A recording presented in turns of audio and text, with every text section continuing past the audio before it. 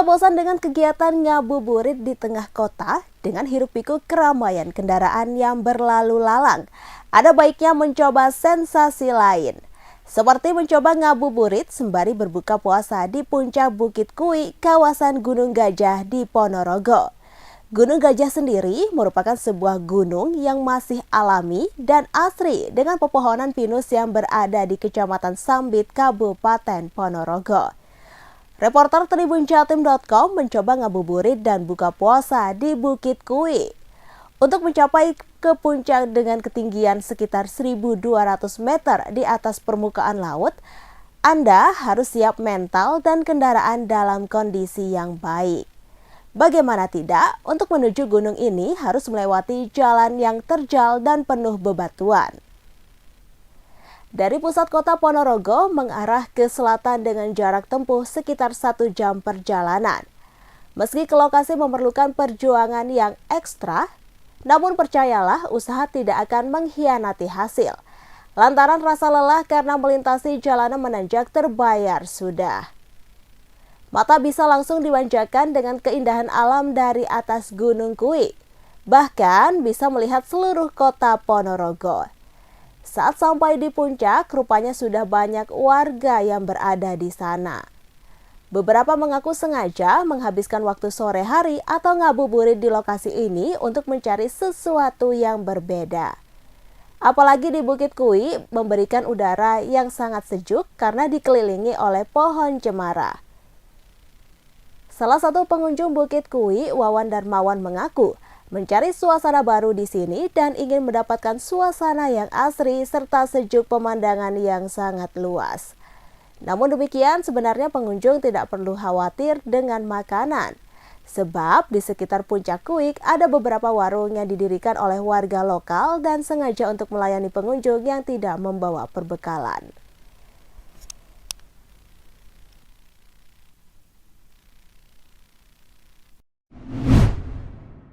Pemirsa, viralnya kasus kekerasan atau penganiayaan ayah kandungnya terhadap anaknya di Situbondo, Jawa Timur menjadi perhatian serius Menteri Sosial Republik Indonesia Tri Risma hari ini, Minggu 31 Maret 2024. Bahkan, mantan wali kota Surabaya ini mendatangi langsung rumahnya di Jalan Plausa, Kelurahan Patokan, Kecamatan Situbondo. Untuk informasi selengkapnya akan disampaikan rekan Izzy Hartono. Pemirsa Tribun, viralnya kasus kekerasan atau penganiayaan kandung terhadap anaknya di Situbondo menjadi perhatian serius Menteri Sosial Republik Indonesia Tri Risma hari ini. Bahkan mantan wali kota Surabaya ini mendatangi langsung rumahnya di Jalan Plausa, Kelurahan Patokan, Kecamatan Situbondo. Rombongan Mensos Risma hari ini tiba di Situbondo sekitar pukul 12.06 WIB dan langsung turun dari mobil menuju rumah korban kekerasan anak tersebut. Mensos Risma hari ini ditemui langsung oleh ayah dari anak yang dianiaya itu. Dalam pertemuan itu, Mensos Risma sempat terlihat melakukan koordinasi dengan berbagai pihak, baik KBRI dan juga petugas jasa pengiriman TKI ke luar negeri. Bahkan Bu Risma juga mengatakan dirinya datang ke Situbondo setelah mendapatkan laporan adanya kekerasan terhadap anak, karena menurutnya masa depan anak adalah utama karena menjadi masa depan bangsa. Oleh karena itu, kata Risma, pihaknya berusaha untuk menyelamatkan meskipun tidak mudah. Bahkan Risma mengaku sangat berat sekali, contohnya saat berkomunikasi dengan majikan, maka pihaknya akan berjanji akan berupaya semaksimal mungkin. Selain itu, pihaknya juga berkomunikasi dengan KBRI dan kedutaan untuk memantau proses pemulangan daripada istri anak malang tersebut. Bahkan menurut Risma, pihaknya akan memberikan pekerjaan kepada ayah kandung daripada anak itu di tempat balai kerjanya agar bisa berusaha dan berdagang. Untuk itu, Risma juga mengatakan bagaimana pihaknya berharap setelah berkumpul dengan keluarga tidak bisa mengungkit-ungkit persoalan yang selama ini menjadi persoalan keluarganya.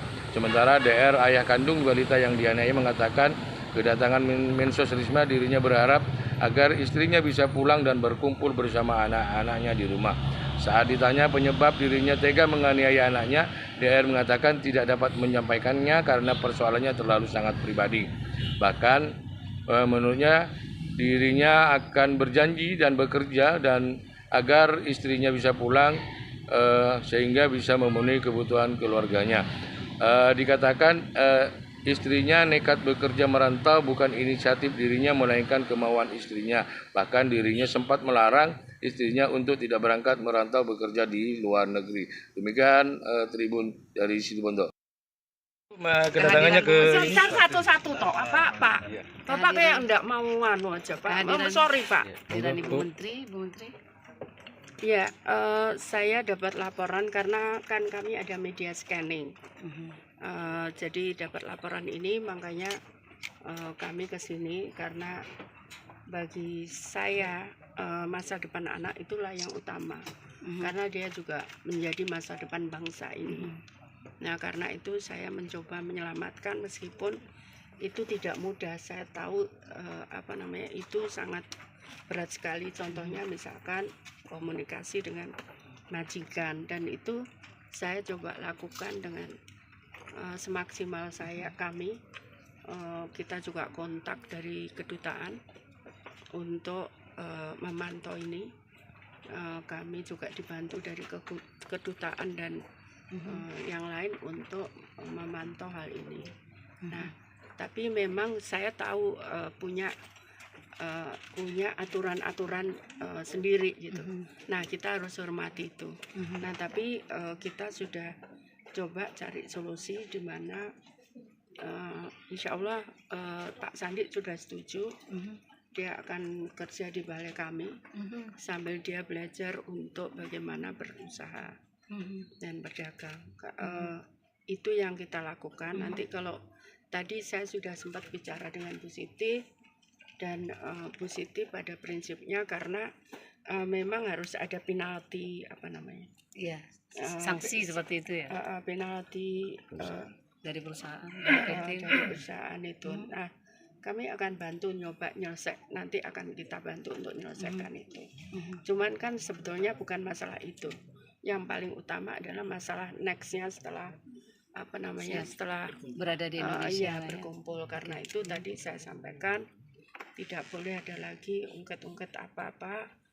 Yang penting adalah untuk masa depan anak-anak. Oke, Pak Sandi bekerja berarti yang istrinya mengurus kedua anak ikut Pak Sandi begitu Bu Menteri solusinya? Itu belum tentu seperti itu. Jadi mungkin suami istri bekerja, nanti kalau di balai kan dia bisa nungguin sama anak-anaknya juga di sentra kami. Mulai kapan itu Bu Menteri kira-kira? Saya nggak tahu nanti ini nanti kesepakatannya karena yang bicara dengan staf saya.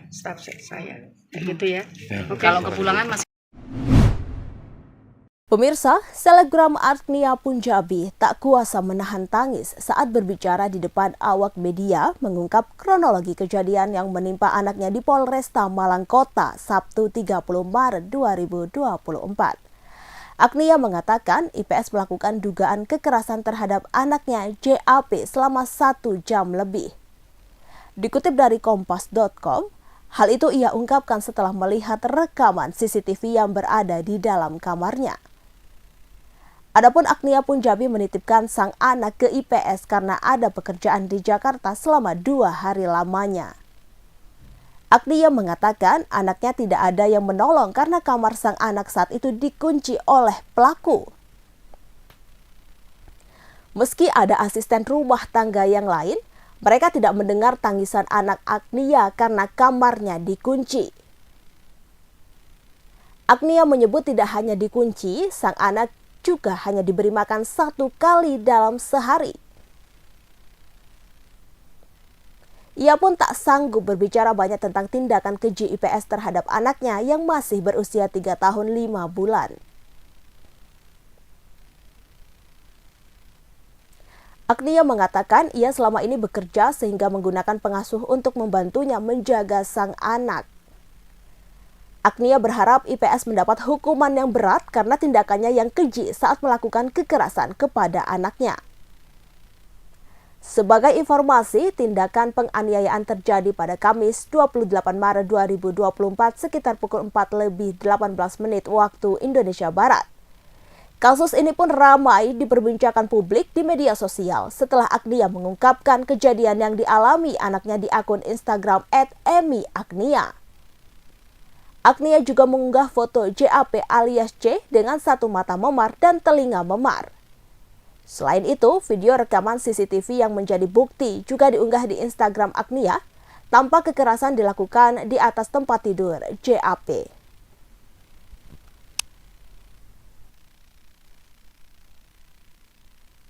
Jadi saya masih percaya sama susternya.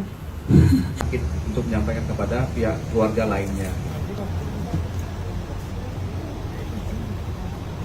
Terima kasih untuk awak-awak media yang sudah membantu untuk memviral kasus ini, karena saya tidak mau kasus ini terjadi lagi di semua hal dirasakan oleh seorang ibu, apalagi ibu yang bekerja. Mungkin di sini saya mau berterima kasih dulu kepada Kapolresta Malang Kota yang sudah menindak kasus ini dengan cepat sehingga pelaku bisa langsung diambil. Pelaku ini 1 tahun bekerja dengan saya dengan sangat sopan. Selama 1 tahun ini ada sedikit banyak hal-hal yang mungkin menurut saya mencurigakan, seperti ada bekas cubitan. Cuman saya melihat susternya dengan perangai yang sangat sopan, jadi saya masih percaya sama susternya. Saya sebagai seorang ibu merasa terpukul. Mungkin beberapa orang banyak yang menyalahkan saya, dan saya sangat berharap pelaku dijerat hukum sebesar-besarnya. Karena kalau awak media melihat CCTV, itu anak saya disiksa 1 jam lebih tanpa ada ampun. Anak saya lari ke sana ke sini, dikejar sampai mampus. Kamarnya dikunci, dan itu pada saat sahur semua mbak-mbak saya di bawah, sahurnya di basement, jadi tidak ada yang mendengar. Dan untuk menutupi itu semua, sus ini membiarkan anak saya untuk di dalam kamar dikunci, diberi makan mungkin hanya 1 kali. Saya tinggal ke Jakarta 2 hari, memang ada urusan pekerjaan. Hari pertama saya di Jakarta, pas sahur tepatnya di jam 4 sampai jam 5 lebih, suster itu menghajar anak saya habis-habisan sampai memar, sampai orang yang lihat CCTV-nya, kalau anak ini nggak dikasih keajaiban sama Allah mungkin sudah nggak ada, karena bener-bener diajarnya itu kayak bukan ke anak kecil, bener-bener. Mungkin aku media lebih sudah tahu. Itu parah banget, Pak. Dan beliau ini punya anak juga. Dan perlu diketahui, biasanya kan suster begini tuh ke-trigger mungkin ada masalah dengan saya. Saya tidak ada masalah dengan susternya sama sekali tidak ada masalah. Suster ini baik kepada saya, dan saya juga baik kepada susternya. Bisa ditanyakan ke orang-orang rumah dan manajer saya semuanya. Suster ini berperangai yang sangat-sangat amat baik. Dia tertutup orangnya, tapi ternyata manipulatif. Adakah perbedaan sikap atau keceriaan? Iya, 5 kali dia mengigau ketakutan. Setelah saya sadarkan ini saya baru bisa tidur lagi. Trauma berat. Saya serahkan kepada pihak yang berwajib ya untuk tuntutan kepada agennya. Nah, ini memang agen bukan main-main, agensinya bukan agensi yang sangat besar di Indonesia, bahkan memiliki cabang di luar negeri. Jadi untuk keputusannya saya serahkan ke pihak yang berwajib saja. Suami dari Sandra Dewi, Harvey Mois, telah ditetapkan sebagai tersangka oleh Kejaksaan Agung dalam kasus dugaan korupsi timah. Diduga Harvey Mois telah merugikan negara senilai 271 triliun rupiah. Menanggapi kasus korupsi yang menyeret Harvey Mois, pengacara Kamarudin Simanjuntak pun menyinggung hukuman mati bagi para koruptor. Selain itu, Kamarudin juga menyebut Sandra Dewi bisa terancam dimiskinkan. Kamarudin Simanjuntak berharap keluarga pelaku korupsi timah dimiskinkan. Ia pun meminta pemerintah bisa tegas menuntaskan kasus ini. Kamarudin mengatakan tidak ada alasan bagi seorang istri untuk tidak mengetahui dari mana asal pertambahan harta pasangannya, sehingga Sandra Dewi berpotensi ikut terseret kasus korupsi sang suami.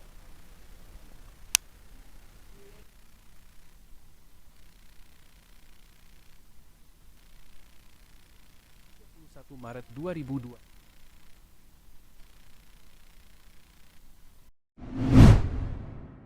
Pemirsa, seorang calon siswa atau casis Bintara bernama Iwan Sutrisman Telaumbaunua tewas dibunuh oleh oknum TNI Angkatan Laut. Tragedi ini viral di media sosial. Video yang memperlihatkan keluarga korban menangis karena mengira anaknya sudah lulus anggota TNI ternyata sudah 1 tahun tewas dibunuh. Pelaku bernama Serda Adan Aryan Marshall ternyata sudah membunuh korban pada 24 Desember 2022 atau 8 hari usai korban dikirim untuk mencoba masuk sebagai anggota TNI Angkatan Laut. Komandan Detasmen Polisi Militer Pangkalan Angkatan Laut Nias Mayor Laut Afrizal membenarkan kasus ini dan pelaku sudah ditetapkan menjadi tersangka. Kasus ini bermula pada tahun 2022. Korban hendak mencoba masuk sebagai anggota TNI Angkatan Laut. Kemudian, keluarga korban menemui Serda Adan untuk meminta bantuan agar korban masuk menjadi anggota TNI Angkatan Laut. Pelaku meminta saksi menyiapkan uang 200 juta rupiah untuk biaya masuk dan korban mengikuti masuk TNI Angkatan Laut gelombang kedua. Saat mengikuti tes, Iwan merupakan warga desa Lahusa Idanetai, Kecamatan Idanetai, Kabupaten Nias Selatan dinyatakan tidak lulus.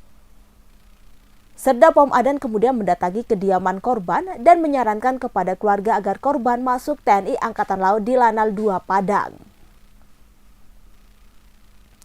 Dia beralasan mempunyai keluarga yang bertugas di sana dan berjanji bisa membantu meluluskan korban, kemudian korban diberangkatkan ke Padang melalui pelabuhan Gunung Sitoli.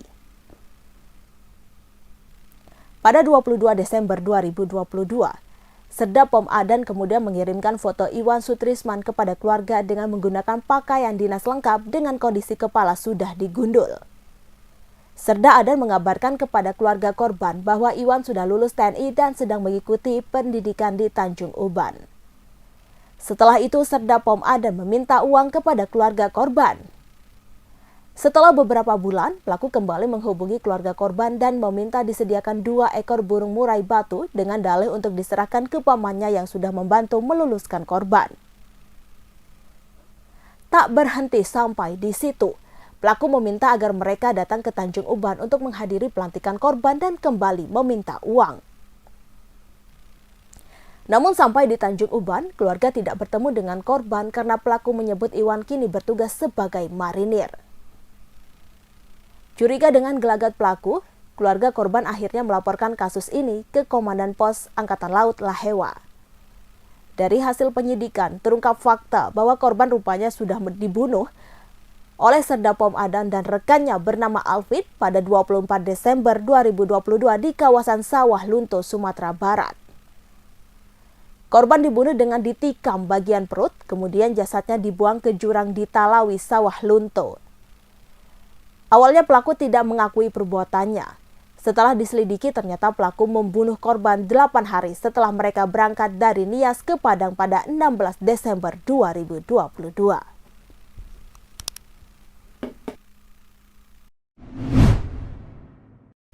Pemirsa, seekor sapi tersangkut di atap rumah warga Pacitan, Jawa Timur viral di media sosial. Video sapi tersangkut di atas genteng rumah warga itu diunggah akun TikTok @pesek_sudarmi pada Jumat 29 Maret 2024. Dalam video itu tampak sapi berwarna coklat dengan berukuran besar. Sapi itu tersangkut di atas atap rumah warga dan kaki sapi terjebak di antara kayu atap. Akibatnya, atap rumah warga yang terbuat dari asbes ambrol. Sedangkan sapi tersebut tak bisa berdiri sama sekali. Kondisi atap rumah itu memang hampir sejajar dengan tanah di sekitarnya. Peristiwa lucu terjadi di Desa Klepu, Desa Petro, Kecamatan Kebon Agung, Pacitan pada Kamis 28 Maret 2024. Kronologi awalnya pemilik ternak bernama Ponijiah bermaksud memindahkan induk dan anak sapi ke kandang milik tetangganya bernama Katwadi. Entah mengapa saat Ponijah menuntun si induk, anaknya baru berusia beberapa bulan mendadak kabur. Mengetahui anaknya lari tunggang langgang, si induk panik dan melompat hingga ke atas atap rumah Sudarmi. Atas kejadian tersebut tidak ada korban jiwa.